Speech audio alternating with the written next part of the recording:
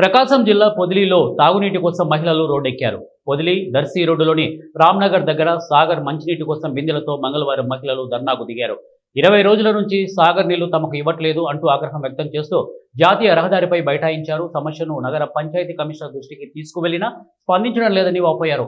తమకు వెంటనే తాగునీరు అందించేలా ఏర్పాట్లు చేయాలని వారు కోరారు.